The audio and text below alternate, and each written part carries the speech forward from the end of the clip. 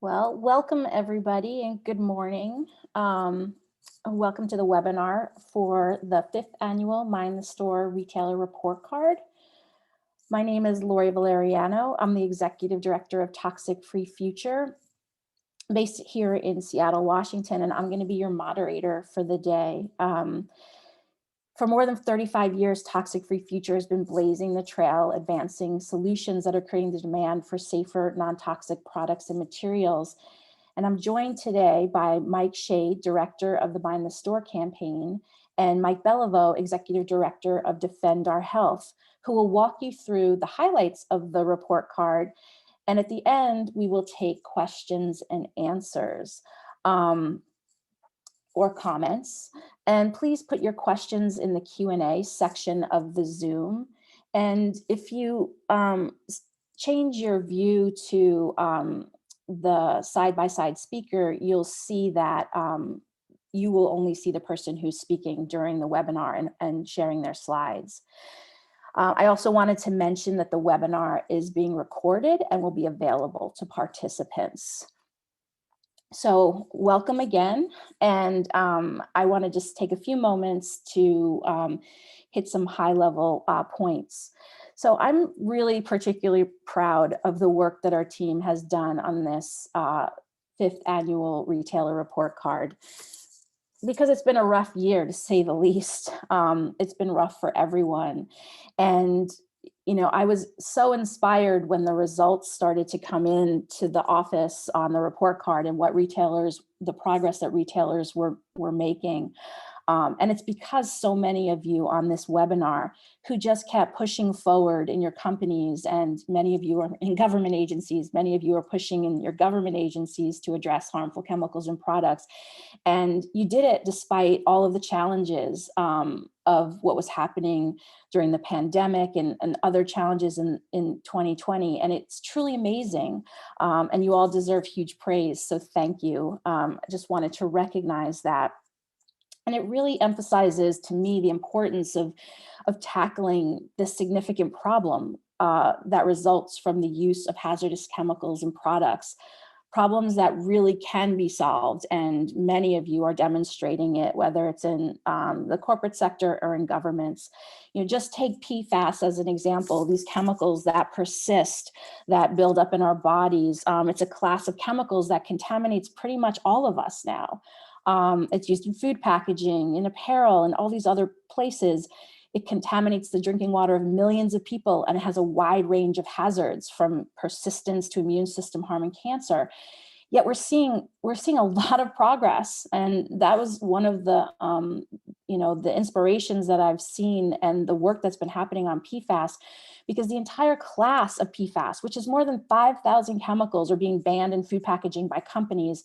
Wendy's is the latest company to join big players like McDonald's, Whole Foods, and others who are seeing really the handwriting on the wall for these chemicals.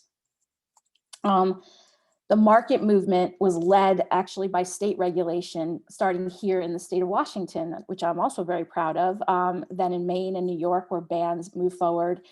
And we definitely expect PFAS regulation and corporate action to continue and expand on PFAS and other products like carpets, rug, upholstery, apparel. Why? It's kind of obvious when it comes to PFAS, because it's on the front page of the newspaper every single day, and the costs of making and using PFAS are pretty clear. Tens of millions of dollars are being spent to clean up and manage PFAS and address contaminated drinking water and contaminated communities. And the solution is really clear. Prevention is the answer. And this is one class of chemicals, but we also expect chemical policies both in the market to address other classes of chemicals. We see that chemical policies are driving the market, as well as respond when market leaders are leading. This is particularly true for states like Washington, New York, California, and Maine. And the regulations and policies are targeting classes of chemicals like PFAS, toxic flame retardants, phthalates, alkylphenolethoxylates, bisphenols, and others such as siloxanes. These are the kinds of chemicals that we really need to get out of products and out of the environment, because they are having devastating impacts. And it's part of the, the new path to approaching chemical policy, and the path that many of you are on, the path that is class-based, hazard-based, the safest chemicals or materials are used, and you're using tools like green screen and chem forward, and transparency is crucial. And we need more and more transparency in chemical policy, and both at the government level as well as in the corporate level. So these are the kinds of policies we seek from governments and corporations. And also you'll see that we reward in our report card. And more companies are getting ahead of this curve and seeing the advantages of doing this, but some aren't seeing the advantages, and that's where we have a lot more work to do, and you'll hear about that today from Mike and Mike. And at the end of the day, these comprehensive chemical policies that drive towards the safest chemicals and materials are also core to solving other major issues, such as climate change, environmental injustices, and achieving circularity and sustainability. Because chemical production and the use of really nasty chemicals and plastics are made from oil and toxic additives that need to be ended, and we need to have a different path towards sustainable materials. Toxic products and toxic plastics can't be part of a circular economy, since we don't want recycling of toxic stuff or reusing toxic stuff. We see that already with electronics. We're recycling into other products that are toxic. And finally, low-income communities and communities of color are the ones that are on the front lines of major chemical plant pollution that make PFAS, that make PVC plastics or other constituents that wind up in everyday products. So really, these, having a core comprehensive chemical policy is really core to solving a whole broad range of problems. And we're really impressed with the progress, and we are going to move now to talking about the report card and how companies are doing and what things can be made to improve. So without further ado, I'm going to introduce Mike Shade and Mike Beliveau. Mike Shade is the Mind the Store campaign director. He has led national campaigns for more than 20 years to end the use of harmful chemicals and plastics, and is currently the director of Mind the Store, a program that challenges the nation's leading retailers to transform the marketplace away from hazardous chemicals and towards safer alternatives. Mike Beliveau is the executive director of Defend Our Health, who has advanced public health, environmental justice, and sustainable development for 40 years as a policy expert, nonprofit leader, coalition builder, advocate, and social entrepreneur. He has led countless chemical policy campaigns, and as I said, is the director of Defend Our Health, formerly Environmental Health Strategy Center. So I'm going to pass it to Mike Shade, who will go through the report card. Terrific. Thank you so much, Lori, for that terrific introduction. We're really excited to be here today to talk about this year's annual retailer report card. So to kick things off, I just want to highlight some of the topics we'll cover. So we'll share some background on the Mind the Store campaign, talk a little bit about the purpose of the retailer report card and its methodology, and then we'll walk through some of the key findings for this year's scorecard that we just published a couple of weeks ago. We'll highlight those retailers that are leading the market movement towards safer chemicals and healthier products. We'll talk about companies that have really improved over the last year and improved since we first started scoring them. We'll also talk about those companies that we believe need to continue to improve to meet the rising consumer demand for safer and healthier products. In our presentation today, we'll also highlight some trends that we're seeing among retail leaders. We'll walk through 5 key findings that we identified in our evaluation of these 50 retailers and provide examples of market leadership companies that have really stepped up over the last year that provide models for other businesses to look to. We'll also share some suggestions on recommendations for how retailers and businesses can continue to improve in the year ahead to mind the store and tackle the toxic chemical crisis that I believe we all care so deeply about. And then at the end, we'll have some time for Q&A. And as Lori mentioned in her opening, if you have any questions, please do type them in the Q&A feature in the Zoom, and we'll get to as many as we can at the end of the conversation. So for those of you that may be not familiar, we launched the Mind the Store campaign back in 2013, 8 years ago. And the whole idea behind the campaign is we think that retailers have a fundamental responsibility to ensure that the products that they sell are safe and healthy not only for consumers, but also communities and the workers where products are made and where they're disposed of. Unfortunately, federal regulation does not meaningfully protect us from dangerous chemicals. We've really seen leadership in the state level and also in the marketplace. So we launched the Mind the Store campaign really to help drive and accelerate market transformation away from hazardous chemicals, to challenge retailers to develop more comprehensive, safer chemical policies that are really rooted in prevention and precaution, and moving away from the chemical of the month approach, but really to develop more systemic solutions.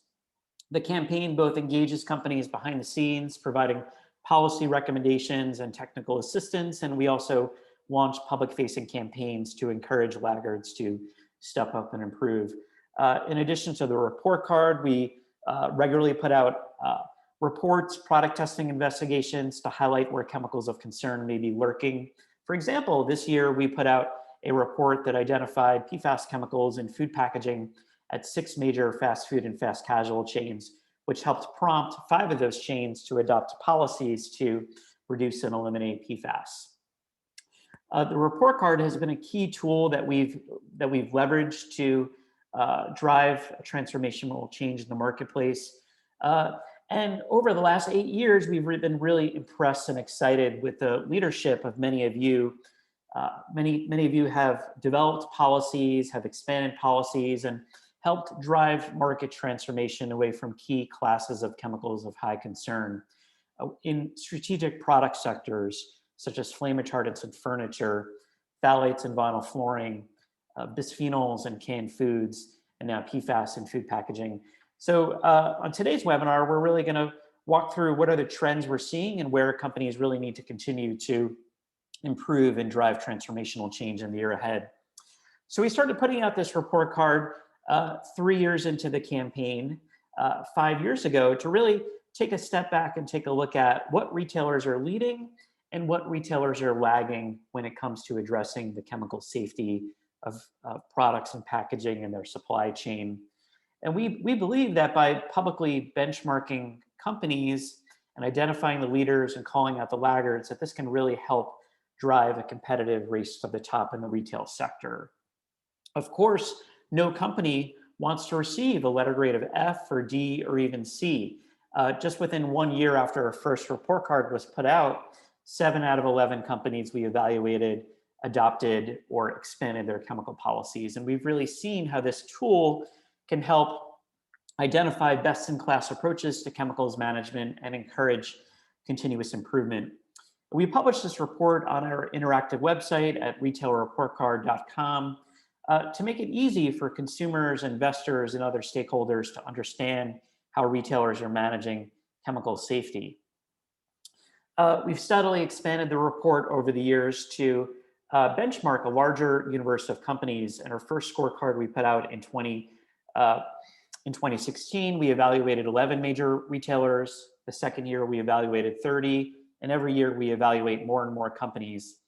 This here pictured is the 50 companies, as well as some of their key subsidiaries that we evaluated in this year's scorecard. And we focus on companies that are market leaders in sectors where chemicals of concern have commonly been found in product categories like apparel and other textiles, beauty and personal care products, dollar store chains, furniture, grocery store chains, home improvement retailers, restaurant, fast food chains. We think that these companies can really play a critical role in cleaning up global supply chains. In this year's scorecard that we just published, we added 7 new retailers for the first time. Some of those retailers are retailers of food, so we added 2 new major fast food, fast casual chains, Dunkin' Donuts, who owns Baskin Robbins, as well as the other chain, Chipotle, who is separate. We also added, for the first time, 2 major convenience store chains, 7-Eleven and Alimentation Couche-Tard, who also owns Circle K, the popular convenience store chain. Given that we know that chemicals of high concern may be hiding in food packaging, we think it's important for convenience store chains to also step up. We also added a major retailer, L Brands, who owns uh, the apparel companies Victoria's Secret and Pink. They also own Bath and Body Works, the popular formulated beauty and personal care retailer.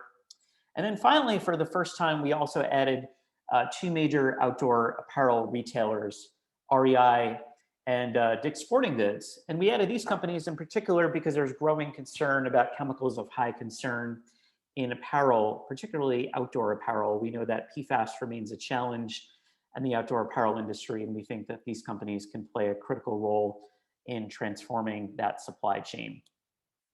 So transitioning a little bit, in terms of how we evaluate companies, we benchmark companies based on publicly available information. Typically, we look at their CSR or sustainability reports, and we evaluate companies across 13 key categories or criteria that we believe represent the best-in-class approaches to chemicals management. Questions like, do you have a safer chemicals policy? Do you have an RSL? Do you have quantitative goals to reduce and eliminate chemicals of concern? Do you have processes in place for B2B disclosure? How do you evaluate safer alternatives? Now, I'm not going to walk through all of our criteria today. That would be a separate webinar, but I encourage you to visit our website, retailerreportcard.com, visit the methodology section, and you can download a Microsoft Excel spreadsheet of our 13 criteria to learn how we evaluate companies. I wanted to highlight a couple of areas where we have expanded the criteria this year. For example, we've added new criteria addressing a major issue of environmental justice, the question of beauty products marketed to women of color, which sadly often contain chemicals of concern like formaldehyde and mercury and phthalates. Given the national conversation our country has been having here in the US in particular about racial injustice, we think it's critical for retailers to leverage their market power and influence to not only say they support the Black Lives Matter movement, but really to look at how can they clean up their supply chains, particularly for products marketed to folks of color. We also added new criteria to address toxic plastics like PVC and polystyrene, and made other notable improvements, such as strengthening the criteria around safer alternatives. So if you go to our website, click on the methodology section, you can download a document that walks through all the major improvements we made to this year's criteria. In the report card, you can easily see how companies compare and contrast. So we award numerical points across a scale across each one of the criteria, and then we award letter grades to make it easy for consumers, investors, and other stakeholders to understand who are the leaders and who are the laggards. At the same time, the report card can also enable stakeholders to understand how companies are doing across critical questions, such as, are they participating in the chemical footprint project? Do they have safer chemical policies in place, and so on? So if you go to the website, you can actually download this fact sheet that you see here, and you can see how companies compare and contrast across the 13 criterion. So as you see here, Panera Bread, for example, earned 7.75 points this over the last year for making progress addressing chemicals like PFAS and phthalates in vinyl gloves. Meanwhile, Burger King, in contrast, earned 0 points. Now, I want to take a moment just to highlight some of the key changes that we made to this year's scorecard. We spent a lot of time and effort to improve the user experience, to make it easier for folks to look at the retailer report card. For the first time, you can actually, from the homepage, actually easily hover over and identify the 50 retailers and their subsidiaries that we evaluated. So now let's take a look at how we have the information set up for all of the retailers. So for each company, we highlight their letter grade score at the top. We also highlight their numerical score. So in this case, Sephora earned 96 out of 164 points and was ranked 4 out of 50 retailers that we evaluate. We make it easy for folks to share the content on social media. We also make it easy for folks to take action, to send messages to the companies that didn't do so well in our assessment, the dozen companies in this year's Toxic Hall of Shame. For each one of the 50 retailers, we have a high-level summary of the key findings that point out where the companies are doing a pretty good job. So for example, in this case, we point out the work that Sephora has done, for example, partnering with companies like ChemForward and Novi to evaluate the safety of alternatives. For each company, we also provide recommendations on how they can improve in the year ahead. So for example, in the case of Sephora, encouraging them to expand their policy to address PFAS in beauty products. For each company, we also point out how their grade has changed, whether it's improved or gone down over time. So you see here that Sephora's grade has improved quite significantly over the last 4 years since we first started grading them. You can also, to the right, easily, if you wanted to, quickly look at how another company scored. See here, Ulta Beauty, you can just click through them. So Ulta, in comparison, didn't do as well, although they actually did improve quite significantly. And for each one of the companies, you can also quickly hover over to other companies in a particular sector. So you see here other retailers in the beauty and personal care sector, and you can compare and contrast companies' grades. You can also toggle between just seeing a parent company versus their subsidiaries. And then for each company, we have a detailed analysis of how they score across our 13 criterion. And one of the things we did this year to make it a little bit easy for folks to see where companies are doing well and where they can improve, we color-coded the criterion. So if a company earns maximum points, that criterion is in green. If they're doing a pretty good job, but maybe can do a little better in certain areas, it's in yellow. And then in areas where the company has not made enough progress, it would be in red. And then for each one of the criterion, if you click the explanation of points button, you can then read through and understand why we awarded the points that we did for each one of the retailers.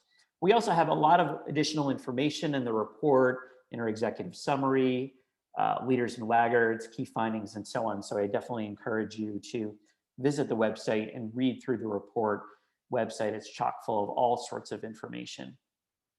So circling back to our presentation, I wanted to continue some of the high-level findings. So one of the things that we really saw over the last year and also over the last 5 years since we've been scoring companies is that retailers are improving and benchmarking companies is helping to drive a competitive race to the top among retailers.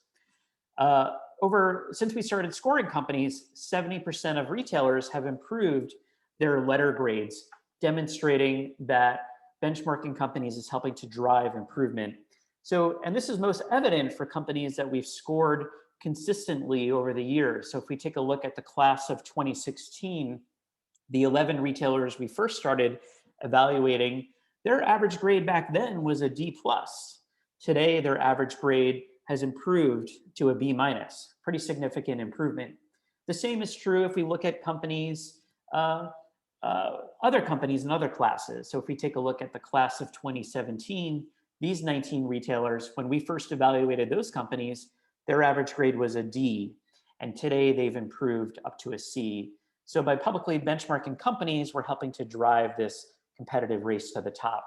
Another key finding we found over the last year is 64% of retailers that we evaluated have made notable improvements to their work on chemicals. So in other words, 32 out of 50 retailers have made improvements, whether that's tackling key classes of chemicals in their supply chain like PFAS, phthalates, or flame retardants, or made improvements to their chemical policies. So you can go to the leaders and laggards section and download this table and see how these 32 companies have improved. You can also click through to any one of these companies' names and also link to a more extensive table that walks through this information. It also highlights the product categories where these improvements were relevant. In addition to that, we can also quantify these improvements. So for example, 15 retailers took action on PFAS chemicals in their supply chain over the last year. 31 retailers adopted or expanded their restricted substance lists. And 6 retailers participated in the chemical footprint or became signatories to the CFP in recent years. So encourage folks to visit the leaders and laggards section to really walk through this information. This table is really chock full of information that has a nice summary of where companies are really leaning into over the last year. And it can provide inspiration for those of you that may be competitors to some of these brands. This year, 6 retailers earned top marks, earning letter grades of A- to A+: Apple, IKEA, Sephora, Target, Whole Foods, and Walmart. And 2 of these retailers earned top marks for the first time ever, Whole Foods and Sephora. And we'll be talking about some of those improvements later in the presentation. We can also use a report to look at how companies have improved the most over the last year. So Ulta Beauty was the most improved retailer since 2019, jumping from an F to a C- for launching a program to market beauty products free of chemicals of high concern. Other runners up for most improved include Costco, Dollar Tree, and Office Depot. For example, Office Depot has pledged to make disinfectants free of chlorine, bleach, and quats more readily available to their customers. And this is a snapshot of the other companies that have made noteworthy improvements since 2019. For example, McDonald's committed this past year to ban PFAS in their food packaging by 2025. We can also take a look at who has improved since they were first graded. So Sephora was the most improved retailer out of all the 50 since we first graded them, bumping up from a D to an A. We'll hear a little bit more about that later. Some of the runners up include Amazon, Costco, and Rite Aid. So Amazon, for example, launched a new food packaging RSL this past year, restricting chemicals and plastics in their private brand food packaging. And these are the 5 other retailers that made noteworthy retail improvements. For example, Lowe's became the first major retailer to restrict PFAS in aftermarket carpet treatment products. Some other highlight findings that I wanted to call attention to: we also can look at what sectors have improved the most over time. So the dollar store sectors were the most improved sector over the last year. Our friends at the Campaign for Healthier Solutions have really been engaging these companies. And this is a critical issue of environmental justice, because we know that lower income communities and communities of color often shop at these dollar store chains. This is really important. We're pleased to see some of the improvement among some of the dollar store chains. And some other sectors that improved include apparel, beauty and personal care, and electronics. And the final thing that I want to note is, sadly, far too many retailers lag behind. A dozen retailers fell into this year's Toxic Hall of Shame, earning letter grades of F. We're really hoping that these companies will improve in the year ahead. But on the flip side, there is a little bit of good news. This year, we found the lowest ever percentage of companies with failing grades. So if we look at 2018, roughly half of the companies we evaluated earned letter grades of F. In 2019, about a third earned letter grades of F. And then in 2021, about a quarter of companies this year earned letter grades of F. So we've really seen more improvement. And just between 2019 and 2021, 4 companies jumped out of the letter grade of F category, improving since 2019. So despite some of the laggards, we are seeing a lot of positive momentum in the marketplace, and we're really hoping that companies will continue to improve in the year ahead and mind the store. So with that, I want to now pass it on to my colleague, Mike Beliveau, who's going to drill deeper into our findings and talk about our policy recommendations. So Mike, thank you, Mike. Thank you, Mike. And I'll note that today is April 28th, which is Workers' Memorial Day, and we honor the 50,000 US workers that die annually from a lifetime of chemical exposure, and know that as we work together to detoxify consumer products and their supply chains, that we're also protecting workers at the front end of the the process. So we gather a lot of information in preparing the retail report card. We have a master spreadsheet with many, many tabs, 14 different criteria. We scrape the web for public domain information. We engage in dialogue with almost every retailer. A lot of additional information is exchanged. And so at the end of that internal process, we need to analyze the results and make sense of it. And we were able to distill out 5 key findings from the data that we gathered this year in the retail report card. And I'll walk us through each of them briefly with a couple of examples. First of all, not surprisingly, metrics do matter. And we know that in all our individual enterprises, we have benchmarks, we have deadlines, we have accountability mechanisms, we report up and down our results. And by that kind of structure and focus and system support, we see real results. So look what Walmart's done. You know, they've knocked out 10 million pounds of toxic chemicals in a recent 3-year period, just in several product categories by carefully measuring what they do and knowing how to report back those results. Also reducing the use of priority chemicals in individual numbers of products. Next slide, Mike. A couple of other examples. Sephora was mentioned, the beauty products retailer. Again, they are able to report that as of last year, 94% of their own brand products are now free of the high priority chemicals that they restrict, and nearly 2/3 of the brands that they sell online similarly meet their own internal benchmarks. That's impressive result, but also impressive just in terms of reporting. And take a look at Rite Aid. They're on track and can tell us year by year how close they are to meeting their goal of eliminating chemicals of concern for their own brand products. So we'll go to the second finding next, which is that adopting stretch goals actually make a difference. And the key element here is that you don't need to otherwise be a best-in-class performer to adopt an ambitious goal and to reach higher and to set the pace for the entire sector. We've mentioned already the forever chemicals, the PFAS.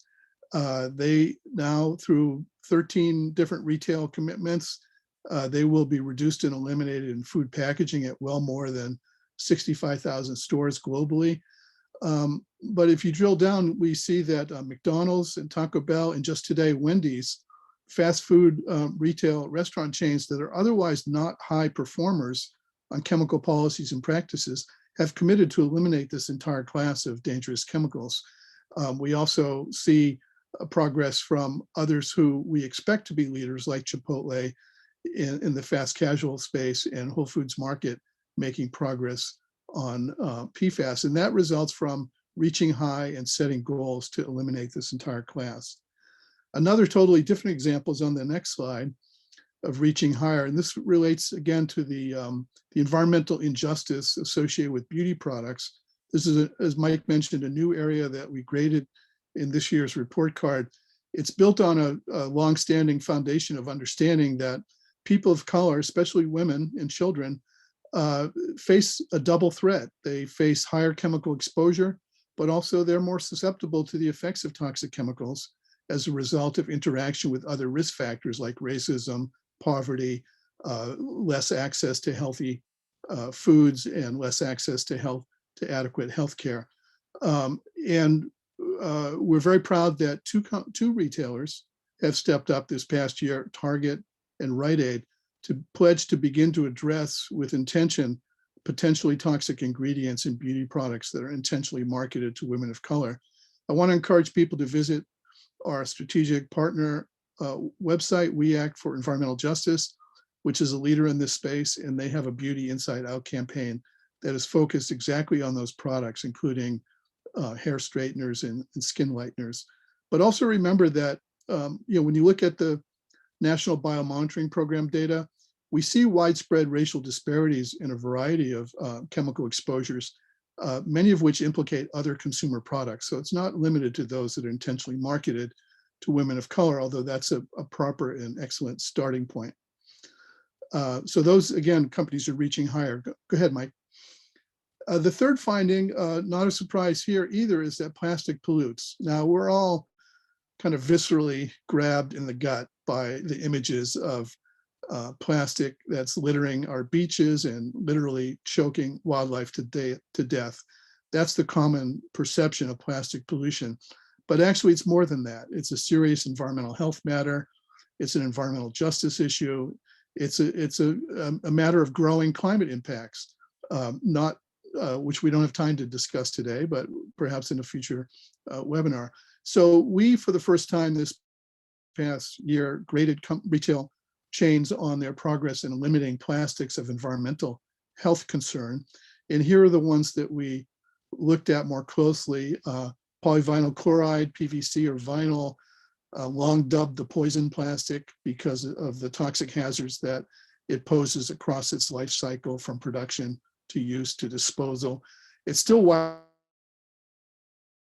report coming out next month that found that 2/3 of the plastic liners in beverage bottle cap liners are made of vinyl, and half of those still contain phthalates. So cap gaskets are still widespread use.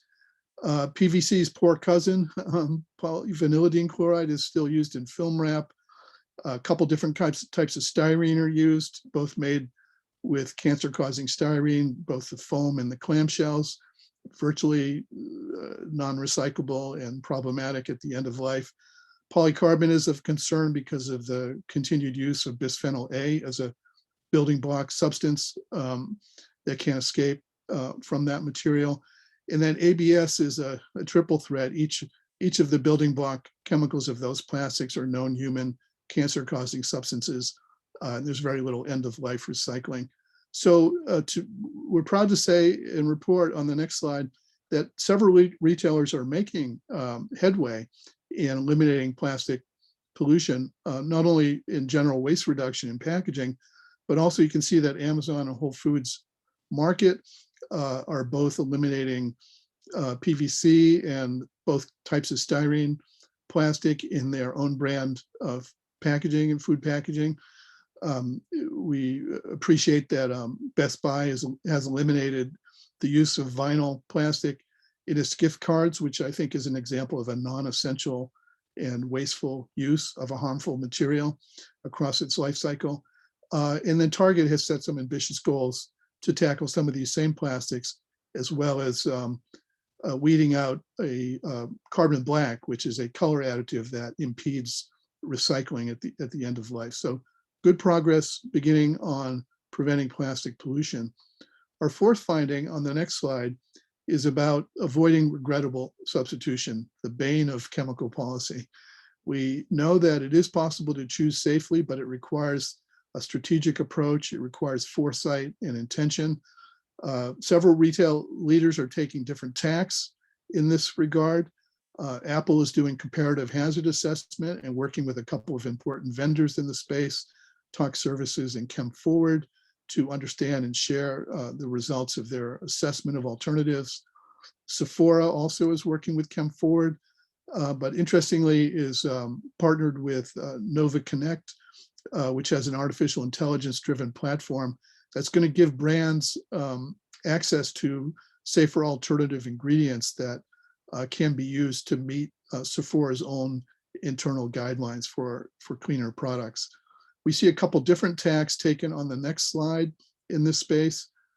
Target has put real money on the table, pledging to invest $5 million in green chemistry innovations. You can see that they've already awarded a substantial portion of that to a variety of research entities and NGOs and others that are developing green chemistry solutions that will not only benefit Target, but benefit the entire sector. So we applaud such foresight. And then Walmart also has put resources on the table, in this case, working with GC3, the Green Chemistry and Commerce Council, to promote safer alternatives. Our next finding is about disclosure. We operate in the era of radical transparency, and that is only going to grow. This image perhaps is a good symbol because that is a frozen bubble, and that's a radical image, and radical transparency is the currency of the day. Now we know that there are a number of barriers to sharing of information up and down the supply chain. Chemical producers don't often know where their ultimate substance ends up at retail. And if you're at the far end of the downstream end of the supply chain, you know how difficult it is to get accurate information from vendors and their vendors and their vendors about what actually is in the materials and formulations that go into your product. There's two types of disclosure that we grade in the retail report card. One is B2B, business to business, and the other is business to consumer. Look at Apple. This is really they are a top performer, obviously, but they have a goal of 100% transparency. Their full material disclosure program is already about 90% of the way toward evaluating 50,000 components in their private label products for chemical information. That's a lot of data and a lot of effort to get to that level. You can go to the next slide, Mike. We have another B2B example with Costco. They're working with another important vendor in this space, Cyvera, that similar to what other retailers are doing, enabling suppliers to pre-screen their chemical ingredients against Costco's own restricted substance list, and encouraging them, therefore, to identify preferred, safer alternatives. Business to consumer disclosure is more difficult in some ways, or there are other barriers, but it is important, and consumers are hungry for more information. And we have to give a shout out to Walgreens here for their accomplishments. They've already, as of the end of 2019, listed all the chemical ingredients on their own brand household cleaners. This is beyond minimum requirements. And they are actively encouraging suppliers of formulated products to disclose all ingredients, including fragrance components, which, as you know, are on the cutting edge of the ingredient disclosure struggles. Up to 500 different chemical substances may be used in a fragrance formulation, including phthalates, but including many other chemicals of potential concern. So kudos to Walgreens for getting information in the hands of consumers. And they're doing that both through on the packing, but also through online. And I might mention there's a new app, a web extension called Clearya, Clearya, that will tell you as you're online shopping what ingredients are include chemicals of concern. So I encourage you to check out that new free and nonprofit web extension application. So we'll go to the next slide. And so we gathered all this data. We spent a lot of time analyzing it, distill out these findings. And so what should be done about it? What needs to be done? These recommendations obviously are very high level, and I'll get a little more specific in the next couple of slides. But there's no excuse now. Every retailer, and for that matter, every brand and product manufacturer ought to have a public-facing safer chemical policy. We encourage boldness and ambition, but even a basic chemical policy is minimally necessary. Obviously, if you have goals and timelines and ways to measure progress, it's going to be more meaningful and more credible. We discussed the importance of embracing radical transparency and being strategic about safe substitution. One area I want to highlight is public policy. I know that for many companies, you're gun shy about engaging in the public policy arena, except if you have high stakes around a specific debate. But your self-interest is there. Many market leaders are benefiting from their leadership, but also paying and incurring costs for their leadership, and laggards are getting a free ride. The government regulation is rarely leads. We see leadership in the marketplace and to some extent amongst leading state policymakers. But laggards are a cost and a drag, and they create uncompetitive disadvantage. So we're encouraging retailers to step out more and support public policy. The pendulum has swung back towards a pro-regulatory environment. So you should be involved, and we need your help in sweeping up the laggards. And do anticipate that we'll be back. Others will be back grading your performance on different measures. We'll get better at this as we have been, and more sophisticated, and stakeholder engagement will, broad stakeholder engagement continues to be a growing hallmark of corporate responsibility going forward. So let's drill down on a couple more. First, the easy things. It's so easy to improve your grade if you're a retailer. For one, just tell us what you're already doing. Too many companies hold back. They're doing cool things. They're doing important things, but they're a little shy for various reasons about disclosing that. simply stepping forward and admitting that we're all on a journey here. None of us has completely arrived at the final destination, and that you have some goals and that you're making progress. Disclosing that will score points and improve your grade, just disclosing what you're already doing. But also just slightly expanding the scope of your policy, including packaging, telling us about your restricted substance list, collaborating with others, us and others. There's a number of very easy steps that can be taken to easily improve your retail grade in addition to the more difficult steps. So I just get a couple more slides. We'll talk next about more specific areas for recommendation on the next slide, Mike. Continue to address and tackle priority products and chemicals of concern.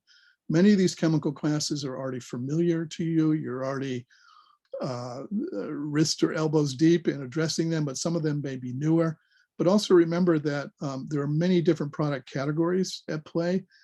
Given what we know about PFAS, the extremely persistent, highly toxic, with degradation products that never break down, very mobile in the environment, the only solution there is to completely phase out the entire class of PFAS, which is achievable but daunting task, given how widespread the use is. Obviously, food has got a lot of attention, but they're used in carpets and rugs for stain resistance. They're used in textiles. They're used in many consumer products that wash down the drain and pollute our waterways and pollute wastewater sludge that in turn pollutes dairy farms.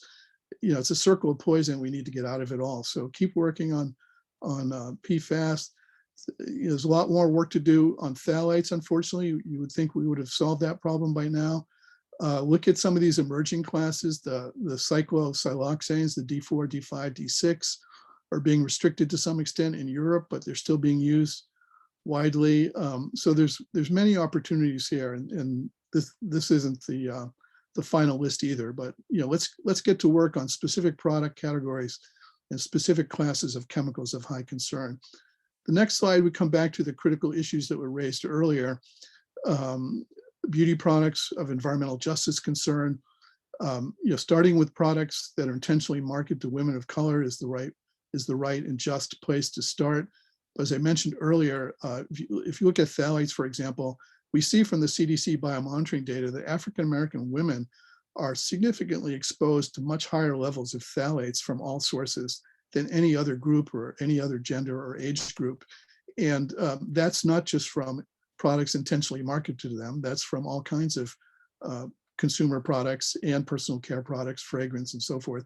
So there's a lot of work to do here. Environmental justice concerns are growing. They're on the upswing, as is the concern with plastics. Look for more integrated demands and recommendations related to the combined impacts of plastics, both in terms of waste, in terms of toxics, in terms of climate impacts, environmental justice impacts. We have a lot of work to do. Packaging is the right place to start, but there's too much plastics in products as well. If we leave big oil's plans unchecked, they plan to triple plastics production in the next 30 years, which is too growing a footprint. So I'll think I close here, Mike, and turn it back to you to acknowledge our partners. Terrific. Thank you so much, McDowell. That was fantastic. I think you did a really nice job summarizing our high-level findings and also key policy recommendations for improvement. And it's worth noting that the companies that Mike noted are just examples. There are many others, and encourage folks to, again, look at that table that I highlighted that identifies the 32 retailers that have made substantive improvements year over year. I just wanted to take a moment to acknowledge and thank some of our other NGO partners. This report, isn't just done by a couple of us. It's a massive undertaking by many different people, as well as many different organizations. So the Campaign for Healthier Solutions, Defender Health, where Mike works, Environmental Defense in Canada, Getting Ready for Baby campaign, Safer States, Safer Chemicals, Healthy Families, Toxic Free Future, and We Act for Environmental Justice. All of these organizations have collaborated with the Mind the Store campaign to produce this year's scorecard. And it really, I think, shows how there's growing synergy among the NGO community to engage retailers to drive transformational change up and down global supply chains. And with that, I just want to share our contact information. We're happy to engage with businesses in dialogue. Here's our contact information. We will be doing another scorecard in the year ahead, and we'd love to work with you to identify opportunities for improvement, but both lower hanging fruit as well as medium to high hanging fruit opportunities. And yeah, with that, I will pass it back to Lori, who will be moderating the last part of our conversation. Great, thanks, Mike. Okay, so we have a few questions. The first question, I'm not sure if we have expertise in, but the question is from John Dowd. It is, the EPA is directing retailers and manufacturers in the air conditioning space into high purity natural gas liquids. It seems like this would be a healthy direction for consumer products to take. What are your thoughts? I can attempt that. I'm not actually familiar, John, with this specific trend. It piques my curiosity. Natural gas liquids, which are derived from fracking, are primarily being targeted towards increasing production of plastics, which is of great concern. Obviously, for cooling, including air conditioning and refrigeration, there's been an evolution in chemistry from less ozone damaging and less global warming potential fluorocarbons. That's an ongoing trend. I have not heard about the use of natural gas liquids in that space. I don't see how that would apply to consumer products beyond cooling systems, but I'll have to do some work on that. We are concerned about the impacts of fracking on local communities and the environment, and the plans of big oil to triple plastics production in the next 30 years. So we'd actually like to see fewer natural gas liquids generated for those reasons, but I'll look into your query further. Thanks, John. From Sarah Packer, for the large retailers investing in green chemistry, safer alternatives, is that mostly focused on PFAS or a range of chemicals materials? Are they investing in alternatives to plastics? Yeah, this is Mike Shade. I could answer this briefly, and Mike B, if you want to add to it. There's actually been some interesting work in this space.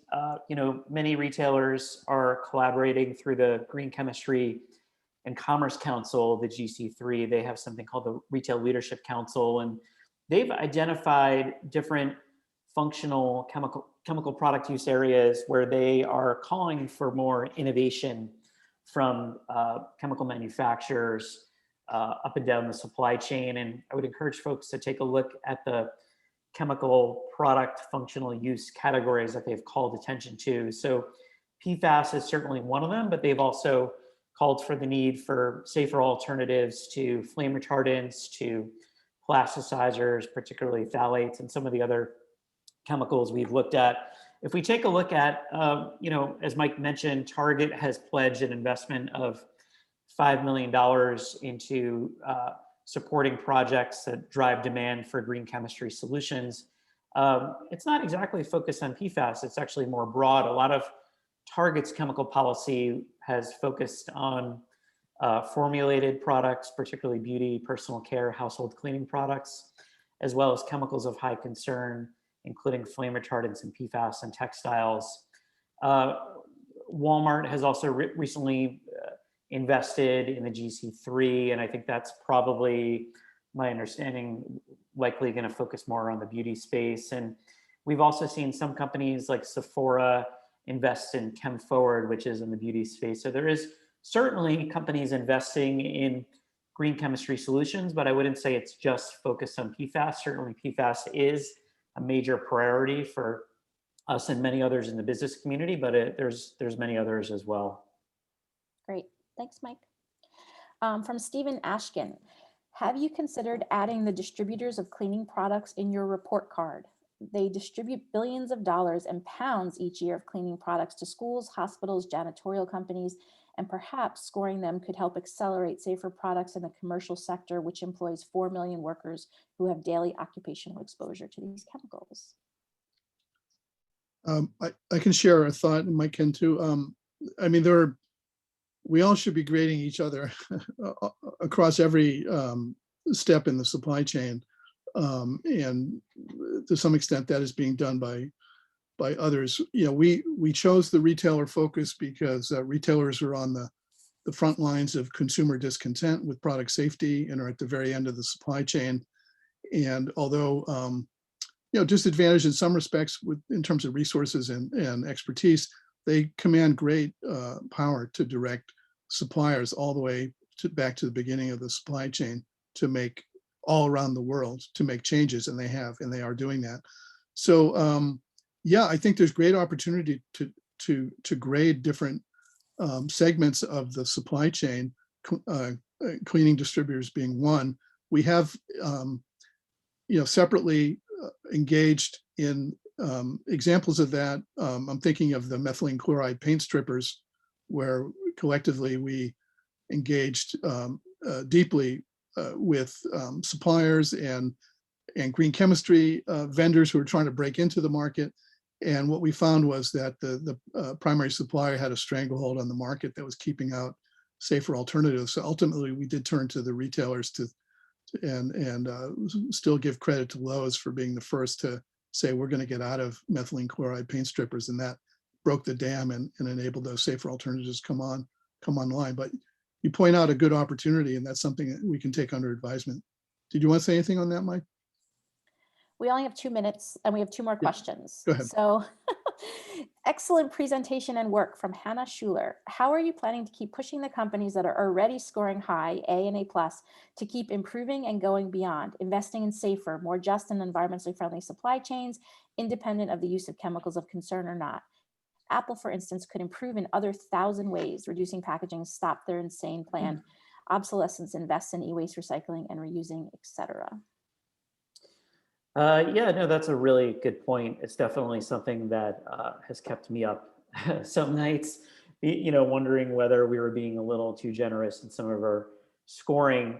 And that's one of the reasons why we continue to improve and tweak the criteria to identify ways to strengthen the criteria to encourage companies to do more and go further.